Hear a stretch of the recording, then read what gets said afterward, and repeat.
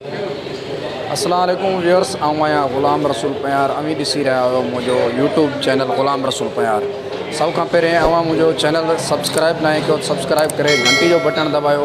अज जो असांजो जो टॉपिक है तो शादीशुदा मानू बेहतर ज़िंदगी गुजारे पो या बग़ैर शादीशुदा। सो इन हवाले से मानन खां राय वठूं था, अचो तो वधीक उन खां राय वठूं। इंसान शादीशुदा ज़िंदगी बेहतर गुजारे तो या जो मानू बग़ैर शादीशुदा उहो बग़ैर शादीशुदा साईं वॾी महांगाई लगी पई है। इन मौसम में केर शादी करे, असां पंहिंजो पेड़ कोन पाले सघंदा त इन महांगाई जे करे वरी शादी छो की मजबूर पाऊं पंहिंजे में। बेहतर आहे छड़े माण्हू जी शादीशुदा ज़िंदगी बर्बादी आहे हिकु महांगाई जी। अॼु हे शइ खुटियलास उहे शइ महांगाई आहे वॾी चोट ते चढ़ी वई आहे जी। शादीशुदा मानू सही ज़िंदगी गुजारे तो या बग़ैर शादी? बग़ैर शादीशुदा वो कीअं भला? न खंड जी परवाह अथनि, न घिऊ जी परवाह अथनि, न आटे जी परवाह अथनि, न सऊदी जी परवाह अथनि। शादीशुदा वठी ईंदो घर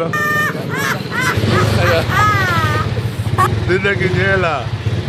शादीशुदा जी माना ज़िंदगी न आहे, जेल आहे। न तू शादी कई आहे? न ऐं कंदे सही? जॾहिं सोचींदो पोइ त माना महांगाई सस्ती थी नहीं पोइ कंदासीं। अगर महंगाई वधी वई तो पोइ न कंदासीं बस। आखिर शादीशुदा वारनि जे लाइ छा पैगाम ॾींदो? शादीशुदा वेल मेल जीअं तो सेंट्रल जेल में कैदी ढकिया पिया आहिनि, न हेॾू जाइनि न होॾू जाइनि। वालेकुम अस्सलाम।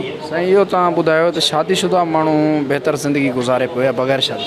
बग़ैर शादीशुदा साईं शादीशुदा वारो माण्हू ज़लील हूंदो आहे। तव्हां हिन भाउ खे ॾिसो, हिनजा वार ई खुशी आहिनि, हालत अहिड़ी बुछड़ी थी वई अथसि, ज़िंदगी गुज़ारणु ॾुखी थी वई अथसि। हिन महांगाई जे दौर में माण्हू शादी न करे त सुठी ॻाल्हि आहे। असां दोस्तनि खे इहा एडवांस ॾींदासीं, शादी न करो त सुखिया रहंदो, न ज़लील ख्वार थींदा दुनियादारी में। रहमत आहे उहा अॻे हुई, हाणे जी ज़हमत आहे। अॻे इंसान जी क़दुरु हूंदी, हाणे कोई क़दुरु न आहे। सम्झो अॻे इंसान खे हर शइ ॾेई छॾंदो, जीअं कणिक थी वई या सौदा थी विया, लस्सी थी वई, खीर थी फ्री मिलंदा। हाणे हर शइ भाउ भरी पिया साईं, महांगाई जो दौरु आहे। इन खां बहितर आहे त माण्हू शादी न करे।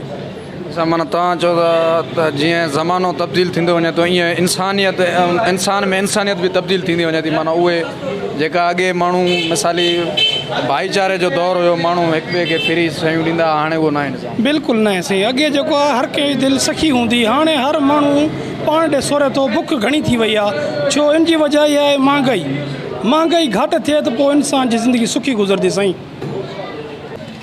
हिन टाइम तो शादीशुदा भी आज़ाब में आहे, बग़ैर शादीशुदा भी आज़ाब में आहे। अच्छा उहो कीअं? एतिरी महांगाई थी वई आहे, बेरोज़गारी थी वई आहे। बेरोज़गारी सां हाणे शादी जो कहिड़ो थो जाम आहे न ताल्लुक़, चार पैसा हूंदा त शादी कंदो। तव्हांजे अंदाज़े मुताबिक़ हाणे ॿुधायो त बहितर ज़िंदगी कहिड़ो माण्हू गुज़ारे थो, शादीशुदा या बग़ैर शादी? शादीशुदा ही सही आहे। बेहतर इन करे चवां थो न, अगरि हुन वटि रोज़गार आहे त शादीशुदा ठीकु आहे। जंहिं वटि न हुजे उहो शादी न करे त न हूंदो त काॾूं कंदो। अस्सलाम वालेकुम। वालेकुम अस्सलाम। तव्हां इहो ॿुधायो त हिन दौर में शादीशुदा माण्हू बहितर ज़िंदगी गुज़ारे पियो या बग़ैर शादीशुदा? शादीशुदा साईं असां बग़ैर शादीशुदा थी करे असांजा हे हाल थी वियो, हशर थी वियो आहे। ऐं जेको शादी गंजा थी विया असां जेका शादीशुदा आहिनि उहे उन्हनि जो छा हशर थींदो। हिन दौर में शादी करण ई असां हिन दौर में इंसानु पान नथो पले सघे त ॿिए खे कीअं पालींदो।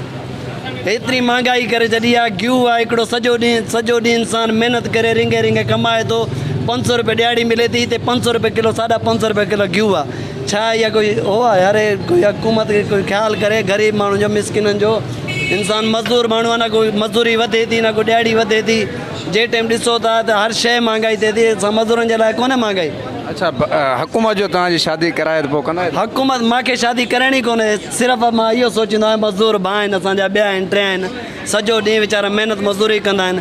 500 रुपये ॾियारी मिलंदी आहे उन्हनि खे, 500 में छा करनि? उहे ख़ुदकुशी करण ते मजबूर थी वेंदा हिकु ॾींहुं। अस्सलाम वालेकुम। वालेकुम सलाम। इहो ॿुधाईंदा त शादीशुदा माण्हू सुठी ज़िंदगी गुज़ारे पियो या बग़ैर शादीशुदा? शादीशुदा त बहितर ॻाल्हि आहे। जेकॾहिं शादीशुदा न आहे त बि उहो बि तमामु ॾाढो तंग आहे साईं। 212 रुपया लीटर पेट्रोल थी वियो आहे, इन करे महांगाई तमामु घणी आहे। नवाज़ शरीफ़ खे असां अपील कयूं था त बहितर आहे त इस्तीफ़ो ॾेई पंहिंजे घर हलियो वञे। ॿाहिरि मुल्क प्रॉपर्टी ठाहे थी सर, बसि सभु जेके आहिनि सभु बराबरि थी विया आहिनि, हिकु जहिड़ा थी विया आहिनि। महांगाई थी विया आहिनि, उनजे करे गैर शादीशुदा हूंदो त जेकॾहिं महांगाई न हूंदो त पंहिंजा ख़र्चा कंदो, कपिड़ा लटी वठंदो। हाणे कपिड़ा लटी बि नथो वठी सघे, 400-500 रुपया कमाए थो, घर जो सौदो वठे या खंड चां वठे या सौदो वठे या पंहिंजो ख़र्चो करे, ख़र्चो ई पूरो नथो। शादीशुदा माण्हू ज़िंदगी गुज़ारे सघंदो आहे, बग़ैर शादीशुदा वारो बि गुज़ारे सघंदो आहे। न बहितर कहिड़ी आहे गुज़ारनि त ॿई था बग़ैर शादीशुदा सुठी ज़िंदगी गुज़ारनि था या शादीशुदा शादीशुदा त ये उहो कीअं वो आहे न पंहिंजो जीवन साथी भलो आहे न घर जो सुख बि भलो मानी पचाइण कपिड़ा धोइण हर शइ जो सुख आहे बसि छड़ो इहो ई सुख इहे आहे